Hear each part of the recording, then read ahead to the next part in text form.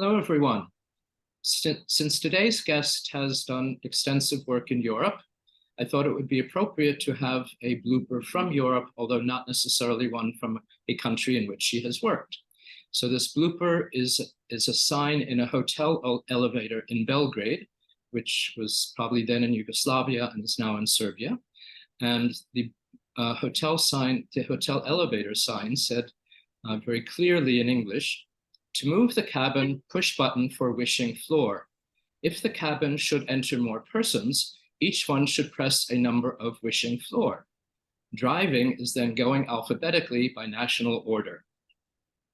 Delightful to know that that's the way Belgrade elevators operate, or at least the one in this building. So today's guest is Victoria Pelletier. Victoria is the CEO of Unstoppable You and a former senior executive of Accenture, IBM, and Amex. As a 20-plus year corporate executive and board director, and nicknamed the Turnaround Queen by former colleagues and employers, Victoria inspires and empowers her team and clients to change mindsets and drive growth in business, leadership, and culture. She has served additional global Fortune 500 firms such as Nike, Brookfield, and Aon. As someone who does not subscribe to the status quo, she became one of the youngest chief operating officers at age 24, a president by age 35, and a corporate CEO by age 41. She has lived in both Canada and the US and has led teams in Europe, Latin America, India, and elsewhere in Asia. Victoria has participated in over 18 mergers and acquisitions, requiring restructuring, new processes, and technology innovation, and has driven growth, profitability improvements, and increased employee retention and engagement. Welcome, Victoria. That's quite an amazing background. Thank you for having me. I'm happy to be here. Thank you. So let's start by your sharing with us how you came to be a COO by age 24, a president by age 25, and a CEO by age 41. I subscribe to this life philosophy or a mantra about being unstoppable and living a life of no excuses. And funny enough, I sign most of my social media posts off with those two hashtags. And it stems, Philip, from this, what I'm going to say are my sort of origin story, my early beginnings of extreme trauma and adversity in my youth. That caused me to want to be better than the biology or the circumstance I was raised within. And the one place in which I felt I had a lot of control over how I showed up and how I performed and I delivered and received recognition for such was in the workplace. So I started working at age 11 in a hair salon. By 14 was my first leadership role. I was the assistant manager of the shoe store that I then worked at.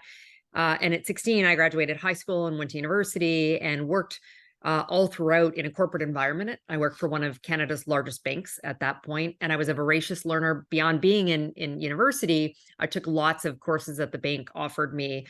And so I progressed pretty quickly within the organization. I was there for maybe 6 years when I got recruited out to that first executive role at 24, and new mother also, by the way. So I took a very bold risk in leaving what was a comfortable environment, public company, great benefits, most would say secure. We know there's not really job security, but certainly felt more so there than others.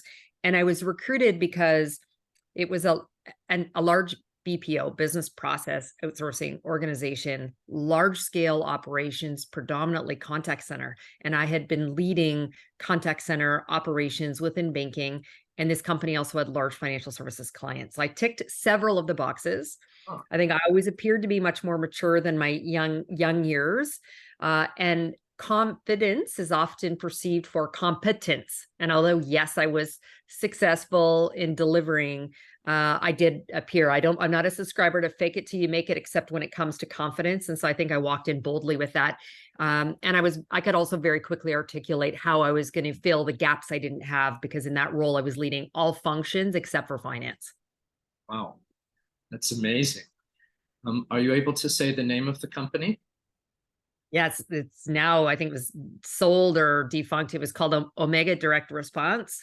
And that was sort of my foray into some of the international operations that I was leading. We initially started in nearshore locations for lower cost, and then started to go, this is 20 something years ago.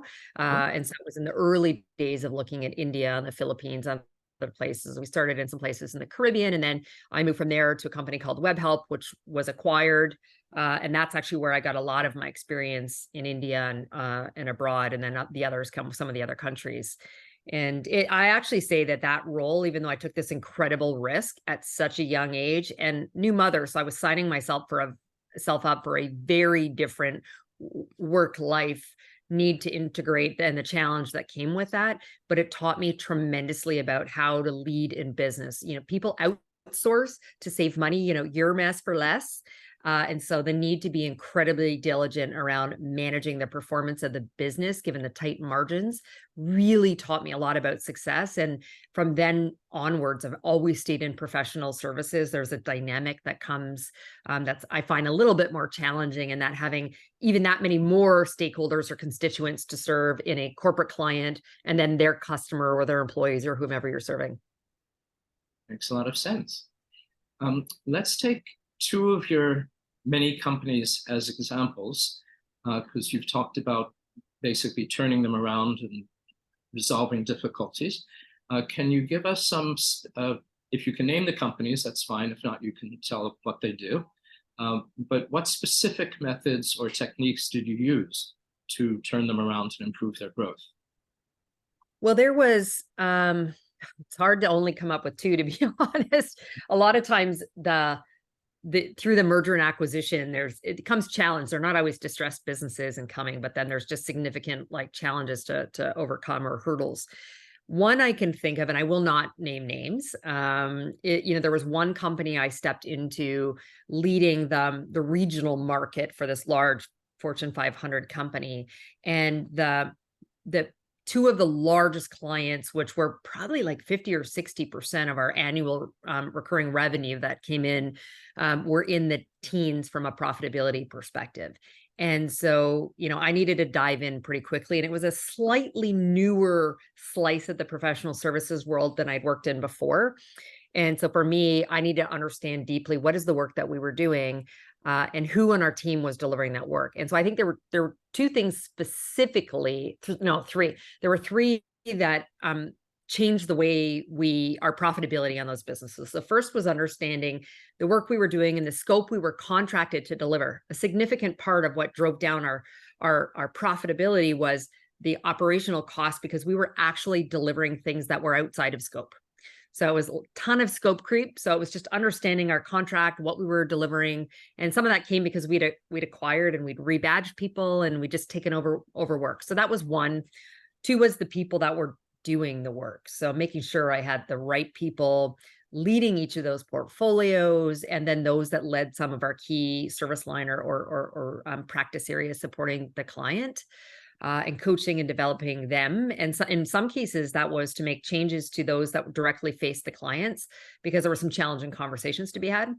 And the third piece of that was actually creating a stronger shared service model within the organization for some of the common client deliverable areas that we had. And so that we could gain economy, size of scale, and efficiency by bringing it together. And some of that was some increased offshoring, but a lot of that needed to sit in local markets. But again, creating the shared services team. So that would be one. The other that I could think of was I had been asked, it's funny, I was recruited for this one company to do a very different role than I first landed in, because sort of at the very tail end of the interview process, and by the way, 23 interviews I had for this one particular company, the leader, the job. Pardon me? 23 interviews to get the job. Yes, it was ridiculous. And in part is because I have a very diverse background. So maybe you go here, maybe you go here. And so they just kept asking me to talk to some different people. And one of the last people I spoke to realized I had a very strong financial services background, and they had a very desperate need for a very troubled financial services portfolio. And so I agreed to take that on versus what they'd originally recruited me for. And in that case, it was a result of kind of a project that went wrong. And I'm not sure that the company I worked for should have fairly owned the full responsibility or the reputational damage as a result of that. As I learned more, I think there was some shared ownership, but perception becomes reality. So a big part of that for me was to kind of reset the stage and tone with the client, to have many conversations, for me to go and say, hey, I'm the executive sponsor. I'm the accountable party here now. And let's figure out, how do we move forward? How do we rebuild trust in our relationship? And it was a very big, like, we're deeply, connected and, and meshed with one another. So even though they weren't happy with, there was not pulling away from us in certain other parts of the business we delivered for them. And so for me, it was having that really open dialogue and transparency. I'm known for being quite radically candid and transparent. There's no meeting after the meeting. We put our cards on the table and agree to disagree sometimes. And within my own business, there's a hierarchy and someone can overrule. But certainly when it comes to client, I want to be completely transparent to build that trust. And the other thing I did is I reshaped the way in which we delivered for that client. The company I worked for was extremely large, complex. And so we had different service lines or areas of expertise, and we would have a person going from one over here. And I'm like, but that's not the way this financial services client was organized. So I kind of broke the model a little bit, which was sometimes challenging to manage internally within that organization. But I aligned the team that paired off with their counterpart at that client to have full ownership. So I might have had a person who was like, I don't know, a call center expert, or one who was like the data analytics person. I'm like, you have this part of this organization, you own it end to end. If there's an opportunity to work with them in the area you've got specialty, great. You actually get to deliver as well. Otherwise, you find the team. And that was a world of difference. And for the client to build those trusted relationships. And certainly we had the, great SMEs, subject matter experts. And I had said to that company, I expected it would take 18 to 24 months to turn that client around and a return to growth. And we did it in 15 months.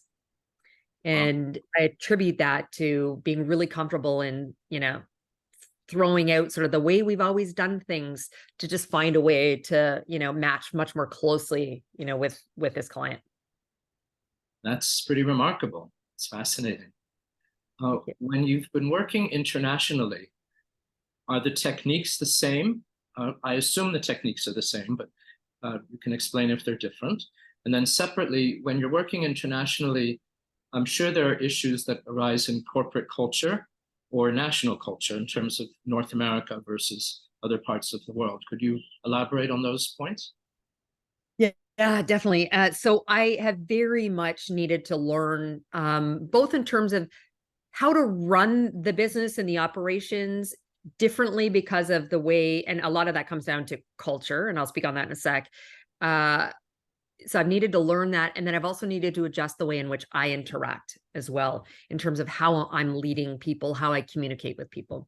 So on the first part of that, so as I said, most of my career has now been in professional services, and we're off, and I've worked for mostly global organizations, in which case we are supporting clients that have multinational or global operations.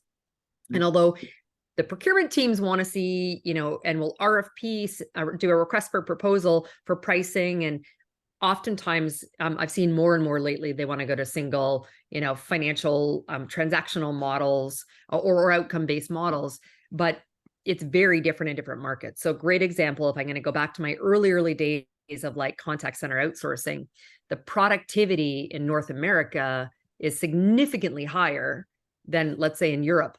For example. And a lot of that has to do with the work week, the number of hours in a work week, the fact that Europeans typically start with 6 weeks vacation where it's only 2 in North America. The hustle hard environment in North America, which we've seen change a little bit since COVID, and people are going through this great rethink and what means things to us, but that's been there for a very, very long time. So needing to learn to build very different productivity models to address the culture of the countries that we might be delivering service in. So that was just even kind of part one.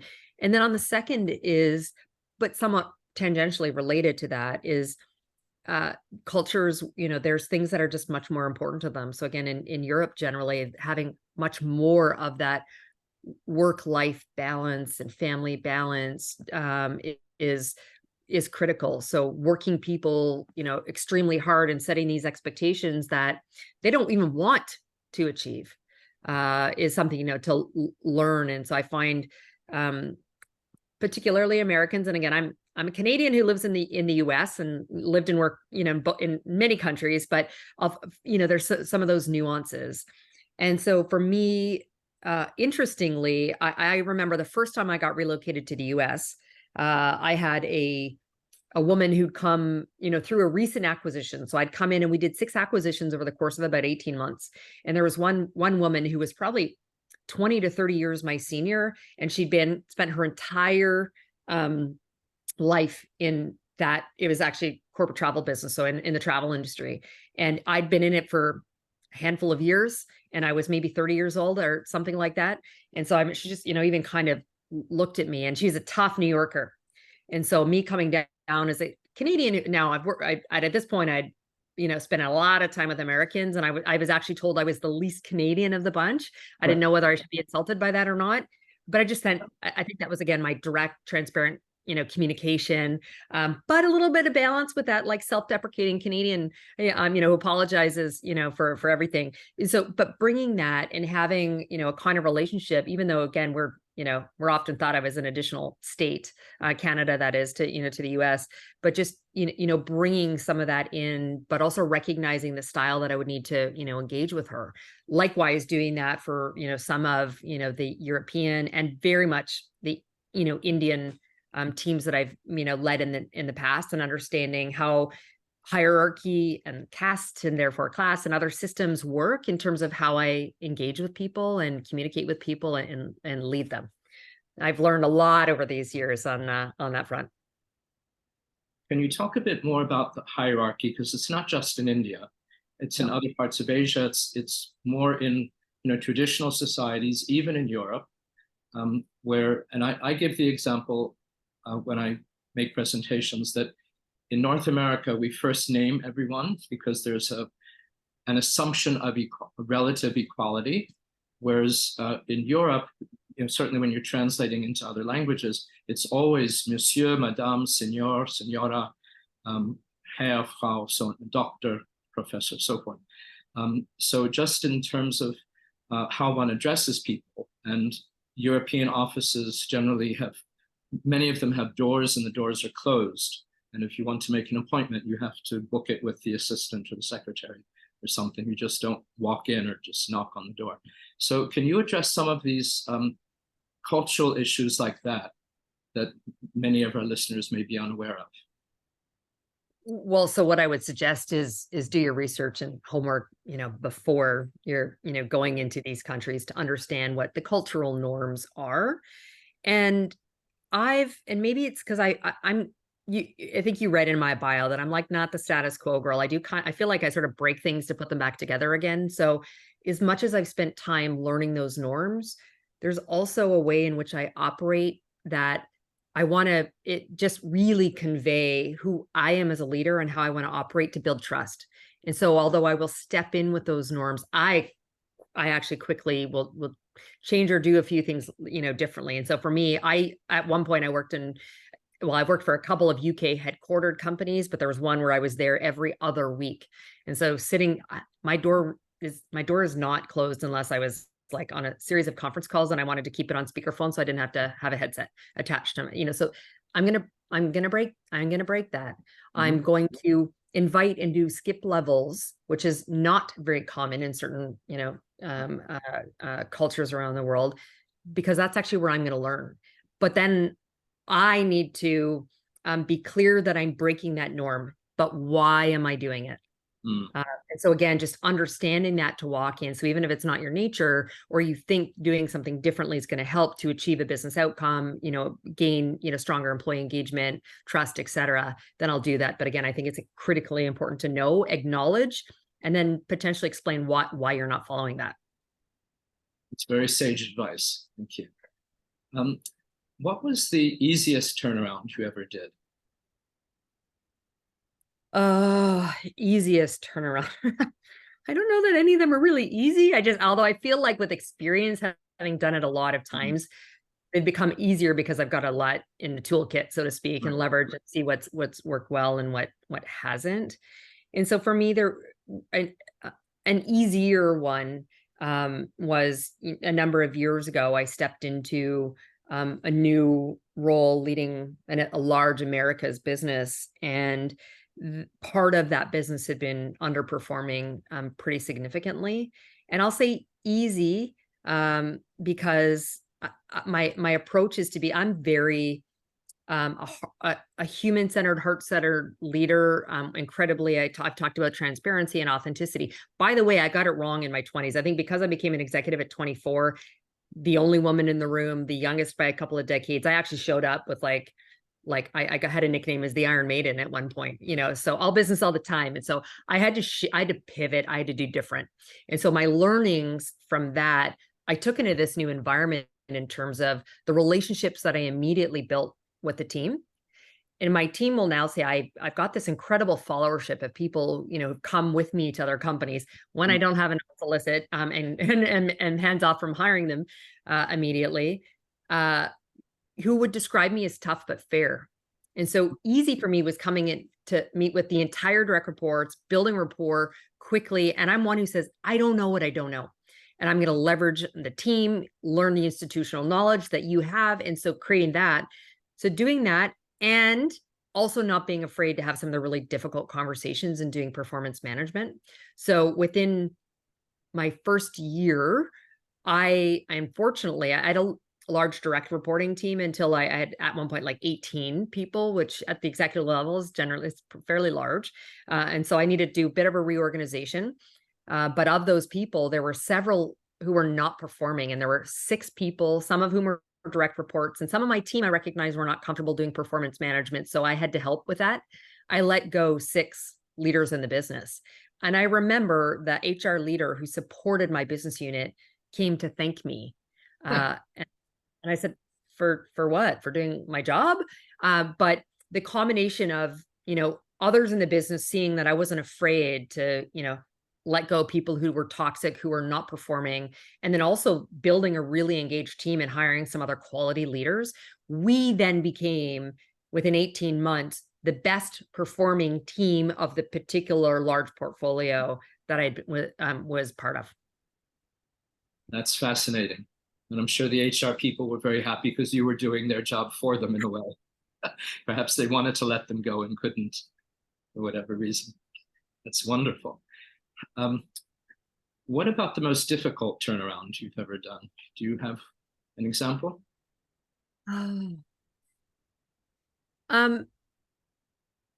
Well, there's yes. However, I made a decision to exit in part because of the difficulty. So I worked for a Fortune 100 company, whom I led a very large business unit, and I was successful at turning around that particular business unit. However, the culture of the organization holistically was quite toxic. And there were some leaders at the top who were part of that. And I remember, I'm not the type who I say unstoppable, no excuses. I live that way, but I also, so I went forward to the global head of strategy for that organization, who is a peer, probably maybe slightly higher than I in the organization, one of our most senior people in HR, and my global leader, and said, I happen to lead a business that works with other companies on helping transform their businesses. Can I help with our own? And I felt like I got a little bit of pat on the head, go Victoria, that would be great. Yet none of them involved me or engaged me in the process, even though we were going through reorganization, we were going through our own transformation. And so for a period of probably 6 months, I worked diligently to bring forward ideas. I certainly was leading by example. And again, I'm very proud that we had one of the best performing teams and also one of the most diverse. I'm extremely committed to diversity, equity, and inclusion, most diverse teams, high employee engagement. And when I continued to see that they weren't prepared to do what they needed to do to move the needle forward, to improve the toxicity and some of the unethical things that I saw within the organization, I made the decision to leave. And this was the senior executives, the owners or the senior management who are not supporting you? Yeah, so this is a publicly traded company. And so, these were some of the top executives who would have acknowledged some of what I brought to their attention. But I think there's, many of whom had been there forever. And so they were just kind of accustomed to this. But if you were to look at Glassdoor or Fishbowl or the other employee rating, sites or employee engagement surveys more broadly, like the employees were speaking loudly. And I think it had a significant impact in the way the organization teamed with one another, which in itself could have driven significantly more top and bottom line growth and profitability. And so not only was it bad for employees, I actually think it was hurting the business. And so in this instance, I couldn't turn around the entire organization. I turned around the part I had accountability for. And I couldn't get people on board to do what we needed to do more broadly across the organization. So after 6 months of multiple of and it's longer than that. I just remember putting my hand up 6 months before to say, gentlemen, let me help with this. That I left. And, when I left, I remember saying to, that desperately tried to save me, saying to, the one of the senior leaders that as they attempted to, throw money and offer new roles, I remember saying, like, there's no amount of money or role that you could offer me that will solve for the current culture and leadership crisis. Right. And so that was, being quite bold. So that might not answer exactly, Philip, your question, but it's also of, what I did and recognizing, that and attempting to move. And then at some point you have a choice to exit as well. And you're coming from integrity and your values and what I presume they hired you for. And if they're not willing to adjust accordingly, then it's time for you to make the move to leave. So congratulations, that was wonderful. You spoke a bit about internationally and breaking the molds and just doing what's necessary, and I admire that tremendously. One of the differences in, say, North American business versus most business overseas is the need to establish trust and rapport with of course the staff, but of course clients and suppliers and so forth. And of course we need trust and rapport in North America as well, but we have what's called an informal business culture, where you can be in San Diego, pick up the phone, send an email to someone in Maine or Halifax for that matter, and order something sight unseen without talking much to the people. And just because you like the brochure, you like the product, the price is right, order it, whatever, without establishing a strong relationship. My sense is that in most parts of the world, which are more, I want to say traditional, but they operate more traditionally, the trust and rapport take longer to establish and are more important in the business environment. Could you speak to that? Do you feel that's accurate, or does it depend on the country or the situation of the company? I think the answer is, and this is typical consultant speak, it depends. And it very much depends on the business, the sales cycle and implementation cycle, and the culture. So it depends. And also I've seen a shift towards the buying decision. There's two books I often recommend for people in business to read: The Challenger Sale and The Challenger Customer.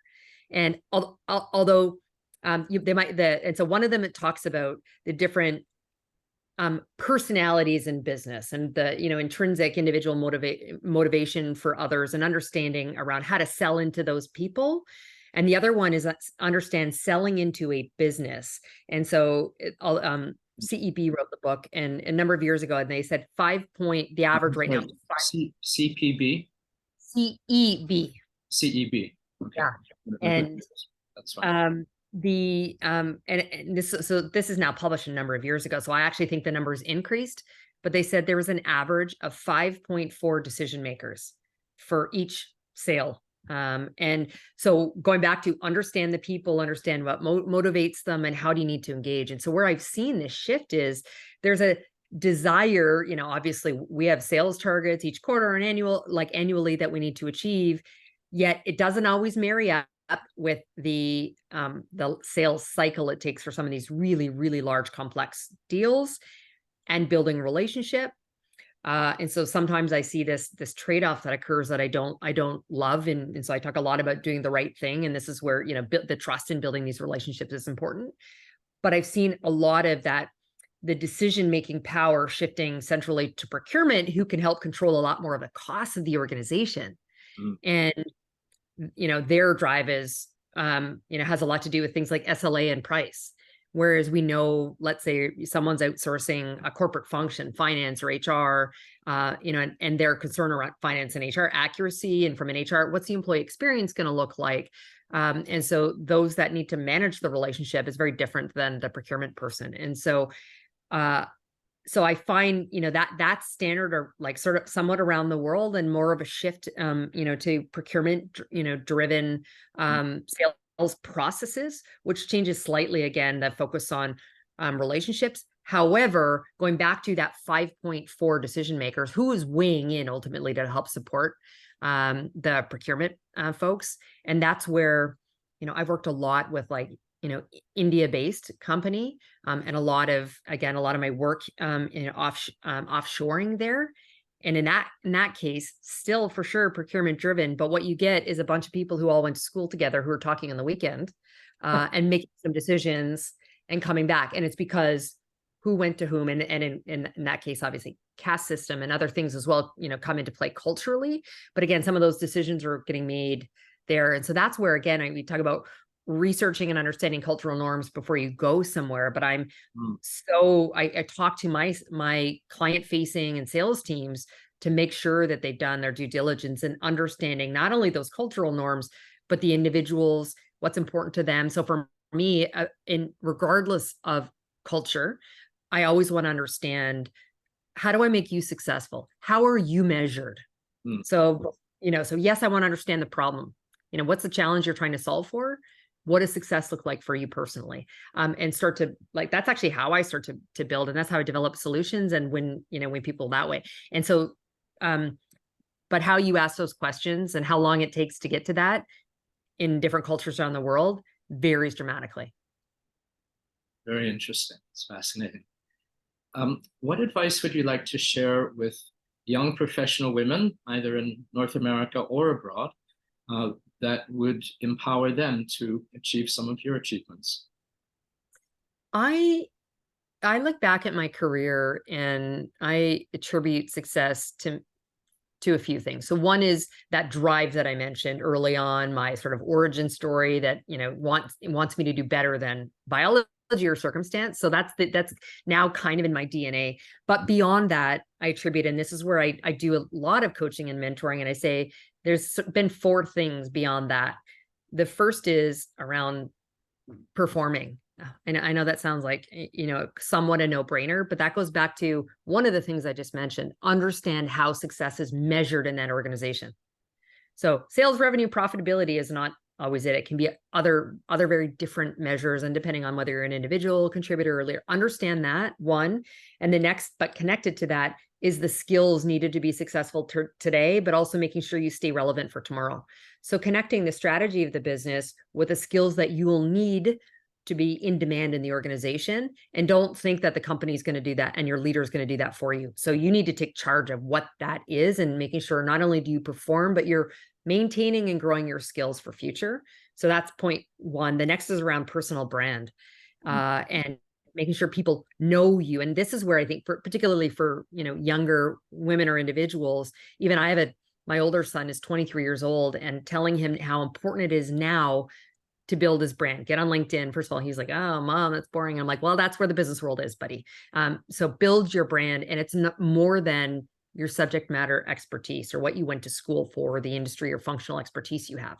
Who are you as a human, right? What do you value? What are you passionate about? What are your interests? So that you can build that trust and rapport with the people you're either going to hire you, or buy from you. And then the next thing is, what makes you different from others? There's lots of people that do what you do. So what are you different? So not only that the common interests that you have and, passions and value, but also what makes you different. So for me, that's something like that radical candor, that transparency, is a big part of mine. And the last is, what do you want to be known for? And that, I think, evolves and changes over time. So, for the 20-something-year-old, very different than, the 40-something-year-old.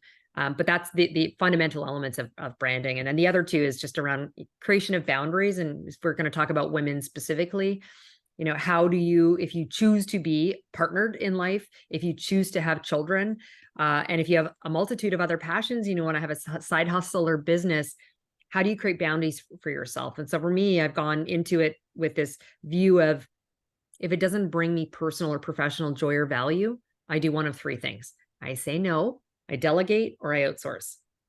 And that comes with a little bit of confidence and skill. It's harder when you're earlier in your career or in your partnership at home and sharing some of those family duties. I will tell you, I wouldn't be where I am if not only I have 2 marriages for me, my first and second, my spouses have been incredibly supportive, and they've shouldered a significant part of the household duties.